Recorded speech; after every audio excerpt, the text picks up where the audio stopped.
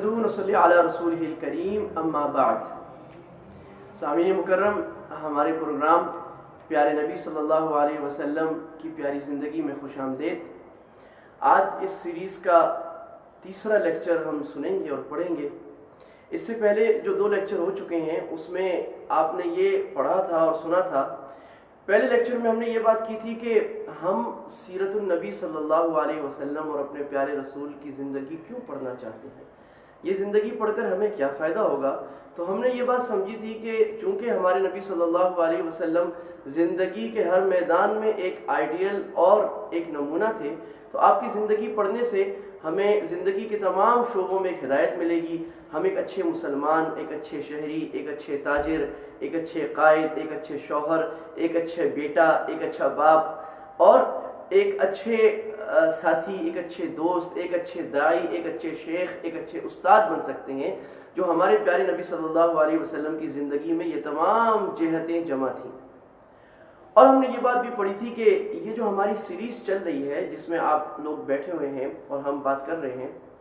اس کا مقصد رسول اللہ صلی اللہ علیہ وسلم کی پیاری زندگی کے پیارے اخلاق کو اپنے دل میں اور اپنے عمل میں بسانا ہے۔ اس کا مقصد محض تھیوری کو پڑھ لینا یا تھیولوجی کو دیکھ لینا یا کوئی فلسفی کو جھاڑ لینا یا سن لینا نہیں ہے، بلکہ اس کا مقصد یہ ہے کہ ہم اس پیاری زندگی کو دیکھیں اور اس نور کو اپنے سینے میں بسائیں، تاکہ ہماری کردار سازی ہو اور ہماری زندگی حسین اور خوبصورت بن جائے اور ہم ایک اچھے اور با کردار انسان بن سکیں۔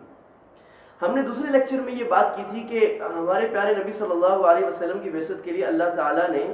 جزیرۃ العرب کا انتخاب کیوں کیا۔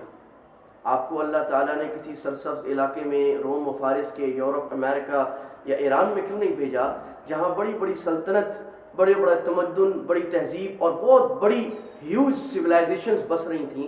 اللہ نے آپ کو ان جگہوں میں نہیں بھیجا، نہ ہی آپ کو انڈین امپائر کے اندر بھیجا، بلکہ اللہ تعالیٰ نے آپ کو عربوں میں بھیجا جو امی تھے، ان پڑھ تھے، جاہل تھے، دیہاتی تھے، ان کا پیالہ خالی تھا، اور وہ اصل میں دین ابراہیمی پر تھے، جو دین ابراہیمی صحیح دین حنیف ہے، توحید والا دین۔ اس دین میں انہوں نے تھوڑی سی بگاڑ پیدا کر دی تھی، اور بگاڑ ہوتے ہوتے ہوتے ان کی حالت یہاں تک پہنچی تھی کہ نہ ان کی انفرادی حالت صحیح تھی، نہ ان کی اجتماعی حالت صحیح تھی، نہ ان کی تجارت صحیح تھی، نہ ان کے کردار صحیح تھے، ان کے جھگڑے ہوتے، عورت کو وہ ایک مال تجارت سمجھتے، گائیں بکری سمجھ کے اس کے حقوق مارا کرتے، عورتوں کو زندہ دفن کیا کرتے، ظالم اور طاقتور آدمی مظلوم پر اور کمزور کے اوپر چڑھ دوڑتا، اور ہر وہ برائی جس کو ہم سوچ سکتے ہیں معاشرے کے لحاظ سے، کردار کے لحاظ سے، کسی بھی لحاظ سے، وہ تمام برائیاں عربوں کے معاشرے میں پائی جاتی تھیں۔ ان حالات میں اور اس سینیریو میں اللہ تعالیٰ نے ہمارے نبی صلی اللہ علیہ وسلم کی بعثت کی ہے۔ جس طرح ایک اندھیرا چھایا ہوا ہو اور کوئی آثار روشنی کے نہ ہو، تو اچانک مشرق کی طرف سے ایک چھوٹی سی کرن نکلتی ہے اور آہستہ آہستہ وہ سورج بنتی ہے، اور آہستہ آہستہ وہ سورج پورے آسمان اور افق پر چھا جاتا ہے، اور پھر روشنی ہی روشنی پھیل جاتی ہے۔ اسی طرح ہمارے نبی صلی اللہ علیہ وسلم کا سورج مشرق سے طلوع ہوا، مکہ سے طلوع ہوا، اور جاتے جاتے اس کی روشنی پوری دنیا میں پھیل گئی۔ یہاں تک یہ بات ہو گئی کہ ہم نے پچھلے دو لیکچرز میں کیا بات پڑھی تھی اور سنی تھی۔ ہمارا آج کا جو لیکچر ہے، لیکچر نمبر 3، اس کا عنوان یہ ہے کہ نبی صلی اللہ علیہ وسلم کے آنے سے پہلے کائنات میں اور تاریخی لحاظ سے اللہ تعالیٰ نے ایسے واقع رونما فرمائے، ایسی باتیں فرمائیں کہ جس سے یہ اشارہ مل رہا تھا کہ کوئی بہت بڑی شخصیت اور نبوت کو ختم کرنے والے، ہدایت کو پورا کرنے والے اور توحید کا اتمام کرنے والی ذات آنے والی ہے۔ وہ دولہا آ رہا ہے جس کے لیے اسٹیج سجایا جا رہا ہے۔ جس طرح کسی کی شادی ہوتی ہے تو پہلے کچھ دعوتیں ہوتی ہیں، پھر اس کے بعد اسٹیج بنایا جاتا ہے، ہال سجایا جاتا ہے، مہمان آتے ہیں، پھر خاص مہمان آتے ہیں، اور اس کے بعد میں آخر میں دولہا آتا ہے۔ اسی طرح اللہ تعالیٰ نے اس کائنات کو سجایا، اور اس کائنات کے بنانے سے پہلے اللہ تعالیٰ نے یہ بتا دیا کہ اس کائنات میں نے اس کو بسایا ہے اپنی عبادت توحید کے لیے، کہ لوگ ایک اللہ کی عبادت کریں، اور اس پیغام کی تکمیل اور اس کو کمپلیشن اس کی کریں گے جناب نبی کریم محمد صلی اللہ علیہ وسلم۔ اللہ نے ہمارے نبی صلی اللہ علیہ وسلم کا تذکرہ ہر نبی کی زبان پر، ہر نبی کی کتاب میں رکھا، اور حضرت آدم علیہ السلام سے لے کر حضرت عیسیٰ علیہ السلام تک تمام انبیاء کو اللہ تعالیٰ نے یہ بتایا کہ بھائی اس کائنات کا اور اس تقریب کا دھولا اور ہے، آپ سب مہمانان خصوصی ہیں، چیف گیسٹ ہیں، جتنے انبیاء تھے وہ سارے ایک مہمان کی حیثیت سے آئے اور آخر میں ہمارے نبی صلی اللہ علیہ وسلم آئے تو یہ نبوت کی جو عمارت تھی پوری ہو گئی۔ چنانچہ اس کی مثال ہمارے پیارے نبی صلی اللہ علیہ وسلم نے ایک بڑی مشہور حدیث میں دی ہے، اور آپ نے فرمایا کہ میری اور تمام انبیاء کی مثال ایک ایسی عمارت کی ہے جو بڑی خوبصورت تھی، اور جو اسے دیکھا کرتا تھا وہ کہتا تھا یہ عمارت تو بڑی خوبصورت ہے لیکن اس میں ایک اینٹ کی کمی ہے۔ تو آپ نے فرمایا کہ وہ اینٹ میں ہوں، اور انا خاتم النبیین لا نبی بعدی، میں آخری نبی ہوں، میرے بعد کوئی نبی نہیں آئے گا۔ چنانچہ اس بات کو کہ کائنات کا دولہا اور خاتم النبیین اور نبوت کی اس ساری جو سسٹم تھا اور یہ نبوت کا جو اللہ تعالیٰ نے نظام چلایا تھا دنیا کی ہدایت کے لیے، اس کی تکمیل، اتمام، کمپلیشن کرنے کے لیے اللہ تعالیٰ نے محمد صلی اللہ علیہ وسلم کو بھیجا، یہ بات تمام کتابوں میں آئی ہے۔ تو آج کے لیکچر میں ہم یہ بات پڑھیں گے کہ تورات اور انجیل میں ہمارے پیارے نبی صلی اللہ علیہ وسلم کے بارے میں کیا کیا لکھا ہوا ہے، باوجود اس کے کہ تورات و انجیل میں بہت زیادہ رد و بدل اور تحریف ہو چکی، یہاں تک کہ اس کا حلیہ بگڑ چکا ہے، جو اس کی اصلی صورت تھی وہ ختم ہو چکی، اس کے باوجود بھی چند ایسے نقوش اور نشان رہ گئے ہیں جو آج بھی بتا رہے ہیں کہ ہمارے نبی صلی اللہ علیہ وسلم کے آنے کی بشارت ان اسکرپچرز میں دے دی گئی ہے۔ بات شروع کرنے سے پہلے ایک مرتبہ ہم اپنے نبی صلی اللہ علیہ وسلم کی خدمت میں درود و سلام کا تحفہ پیش کرتے ہیں۔ اللہم صلی علی محمد وعلی آل محمد کما صلیت علی ابراہیم وعلی آل ابراہیم انک حمید مجید، اللہم بارک علی محمد وعلی آل محمد کما بارکت علی ابراہیم وعلی آل ابراہیم انک حمید مجید۔ عنوان یہ ہے کہ ولادت سے پہلے کے واقعات جو یہ بتا رہے ہیں کہ آپ کے آنے کا انتظام بہت پہلے سے ہو رہا تھا، اور آپ کے آنے سے دنیا میں ایک ہلچل مچ گئی اور تہلکہ مچ گیا۔ چنانچہ محمد صلی اللہ علیہ وسلم کی پیش گوئی پچھلی کتابوں میں سب سے پہلے حضرت ابراہیم علیہ السلام کے بارے میں اللہ تعالیٰ نے سورہ بقرہ آیت نمبر 129 میں فرمایا، ربنا وابعث فیہم رسولا منہم یتلو علیہم آیاتک ویعلمہم الکتاب والحکمت ویزکیہم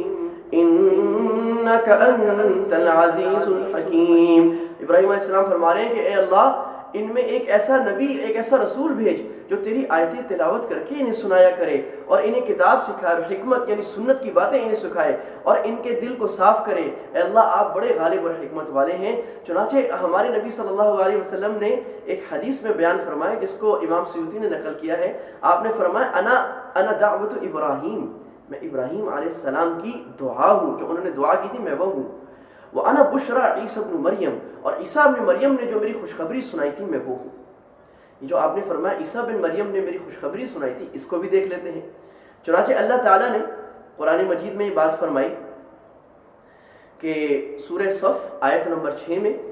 وَإِذْ قَالَ عِيسَى ابْنُ مَرْيَمَ يَا بَنِي إِسْرَائِيلَ إِنِّي رَسُولُ اللَّهِ إِلَيْكُمْ مُصَدِّقًا لِمَا بَيْنَ يَدَيَّ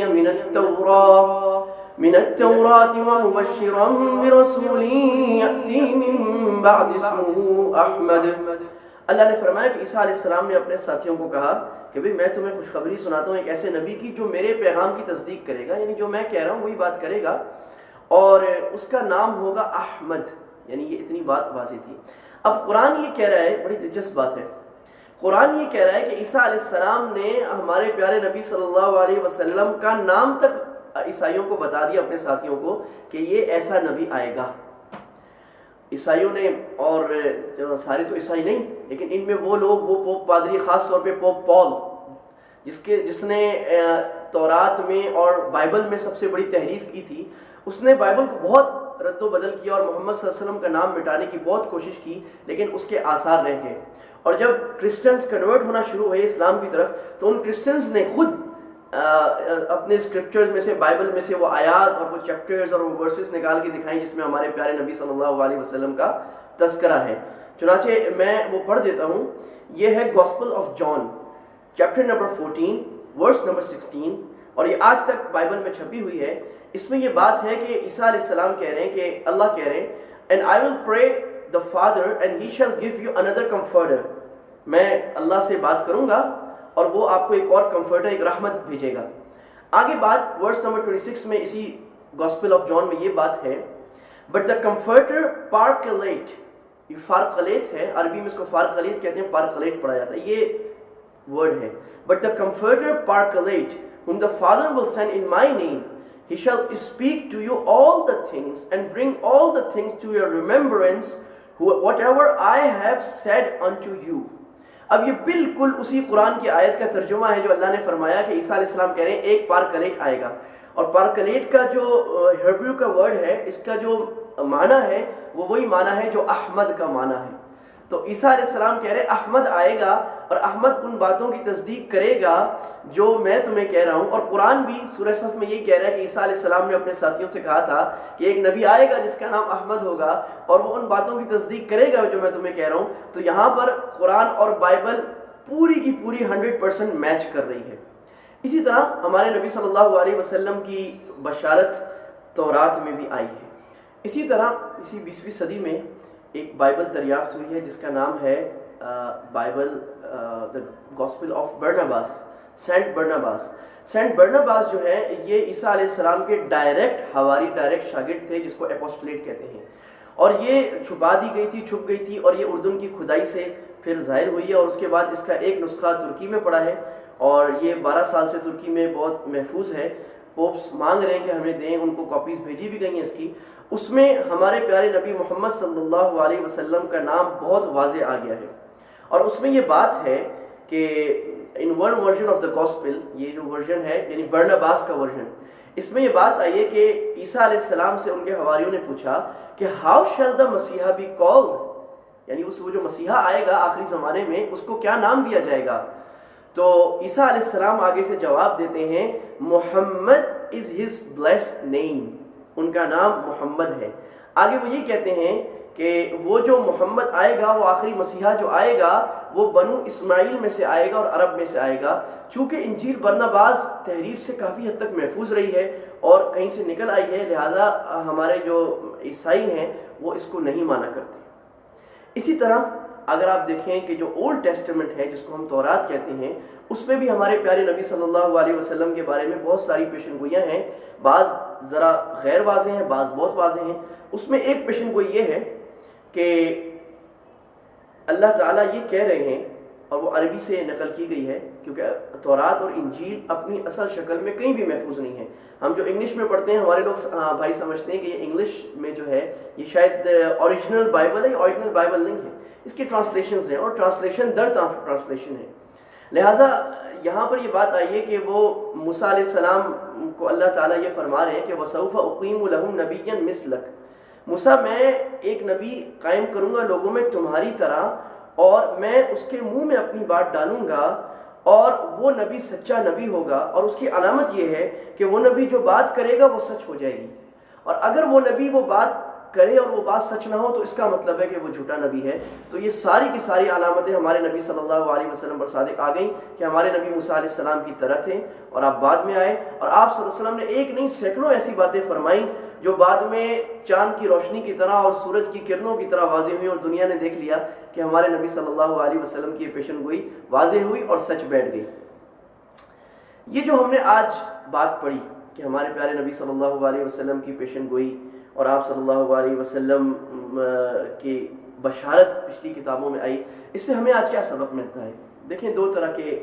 طریقے ہو سکتے ہیں، اسٹریٹجیز ہو سکتی ہیں. ایک طریقہ جو ہمارے بہت سارے بھائی اپناتے ہیں کہ ہم عیسائیوں اور یہودیوں کو تانا دیں اور ان پر رد کریں اور ان سے غصے میں بتائیں کہ دیکھو تمہاری کتابوں میں بھی تم نہیں مانتے، ان کا مذاق اڑائیں. لیکن یاد رکھیے، ہم جو دین اللہ کے نبی لے کے آئے ہیں اس کا طریقہ یہ نہیں ہے کہ مذاق اڑایا جائے، کسی پر خواہ رد کیا جائے، کسی کو تانا دیا جائے، بلکہ ہم داعی ہیں. اللہ کے نبی ساری دنیا کو اسلام میں لینے آئے ہیں. آپ نے فرمایا کہ میں دیکھ رہا ہوں کہ تم لوگ جہنم کے اندر گرے جا رہے اور میں تمہیں کمر سے پکڑ پکڑ کر نکال رہا ہوں. تو ہمارے پیارے نبی صلی اللہ علیہ وسلم کا سچا وارث جن کی زندگی ہم پڑھ رہے ہیں وہ ہوگا جو کافروں کو اور دین سے برگشتہ لوگوں کو پیار اور محبت کے ساتھ اپنی طرف لائے. تو آج آپ لوگوں نے اور ہم لوگوں نے جو بات سنی ہے اور پڑھی ہے، اس کا تقاضا یہ ہے کہ ہم ان عیسائیوں اور یہودیوں کو تلاش کریں جو معتدل ہیں، انصاف پسند ہیں، متعصب نہیں ہیں، خواہ مخواہ کی دشمنی نہیں رکھتے. اور ایسے بہت زیادہ ہیں. آپ یقین کیجئے ایسے عیسائی یہودیوں کی تعداد خاص طور پہ عوام میں بہت زیادہ ہے. ان کو غلط فہمی ہے، ان کو غلط انفارمیشن دی گئی ہے، وہ اسلام کو جانتے نہیں ہیں. اگر ہم اسلام کی صحیح تصویر ان کے سامنے پیش کریں، ان کی کتابوں میں جو ہمارے پیارے نبی صلی اللہ علیہ وسلم کے بارے میں، اسلام کے بارے میں جو اچھی اچھی باتیں وہ پیش کریں، تو یہ لوگ، بہت سارے لوگ اس میں سے اسلام لے آئیں گے. اور تاریخ میں ہزاروں عیسائی یہ بات ایک فیکٹ ہے جو لکھا ہوا ہے، اور ویکیپیڈیا میں بھی یہ بات ہے، انسائکلوپیڈیا ویکیپیڈیا میں، کہ ہزاروں عیسائی گاسپلز میں جو ہمارے محمد صلی اللہ علیہ وسلم کے بارے میں بات ہے اس کو پڑھ کر مسلمان ہوئے۔ تو ہم نے آج جو یہ پڑھ لیا، اس سے ایک تو ہمارا ایمان بڑھ جانا چاہیے، اپنے پیارے نبی صلی اللہ علیہ وسلم کی محبت بڑھ جانی چاہیے، جو ہمارا ایک بڑا مقصد اور ایم اور ٹارگٹ ہے۔ اور تیسری بات، ہمیں ایک داعی اور اسلام کے سولجر اور فوجی کے حوالے سے یہ بات آگے لوگوں تک پہنچانی چاہیے اور لوگوں کو بتانی چاہیے کہ بھائی یہ آپ کی کتابوں میں ہے، اب آپ ضد کو چھوڑ دیجئے اور اسلام کو قبول کر لیجئے۔ اللہ تعالیٰ جو میں نے کہا، جو آپ نے سنا، ہم سب کو اس پر عمل کرنے کی توفیق عطا فرمائے۔ وآخر دعوانا الحمدللہ رب العالمین۔ اللهم صل على سيدنا محمد النبي